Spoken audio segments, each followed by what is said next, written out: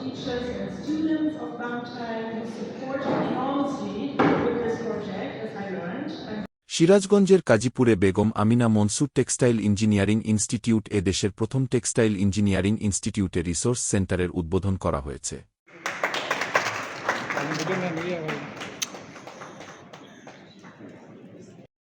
বুধবার Begum Amina Mansur textile engineering ইনস্টিটিউটের সভাকক্ষে অধ্যক্ষ মোহাম্মদ নাসির উদ্দিনের সভাপতিত্বে উদ্বোধনী অনুষ্ঠানে প্রধান অতিথি হিসেবে উপস্থিত ছিলেন বস্ত্র অধিদপ্তরের মহাপরিচালক অতিরিক্ত সচিব মোহাম্মদ শহীদুল ইসলাম।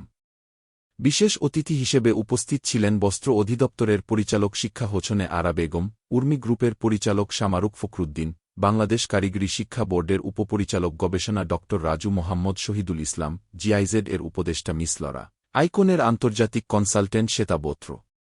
এছাড়া আরও উপস্থিত ছিলেন দেশের সকল সরকারি টেক্সটাইল ইনস্টিটিউটের অধ্যক্ষবৃন্দ, বস্ত্র অধিদপ্তরের উপপরিচালক সহ অন্যান্য আমন্ত্রিত ব্যক্তিবর্গ।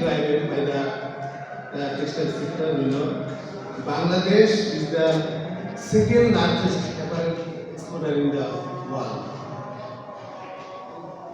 Not only that, it enhances the women empowerment in Bangladesh. প্রধান অতিথি তার বক্তব্যে বস্ত্র শিক্ষার বাস্তবমুখী জ্ঞান অর্জনে রিসোর্স সেন্টারের গুরুত্ব তুলে ধরেন এবং পরবর্তীতে অন্যান্য শিক্ষা প্রতিষ্ঠানেও রিসোর্স সেন্টার প্রতিষ্ঠা করার জন্য সকল অধ্যক্ষের প্রতি আহ্বান করেন। এরপর অতিথিবৃন্দ কলেজ ক্যাম্পাসে বৃক্ষরোপণ কর্মসূচিতে অংশ নেন। সেখানে আরও অংশ নেন ইনস্টিটিউটের সকল শিক্ষার্থী ও ইনস্টিটিউটের স্কাউটের সদস্যরা।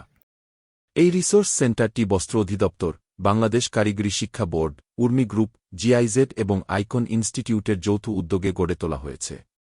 সেন্টারটি টেক্সটাইল শিল্পের ভবিষ্যৎ নেতৃত্ব গড়ে তোলার লক্ষ্যে শিক্ষা ও গবেষণার কাজে সহায়ক ভূমিকা পালন করবে।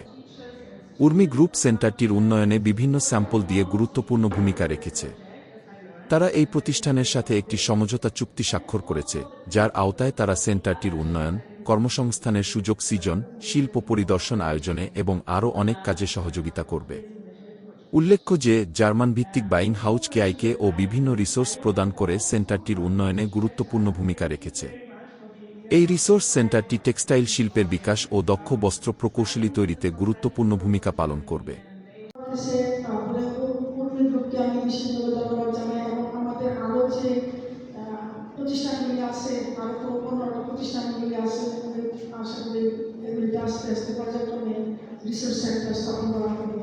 Research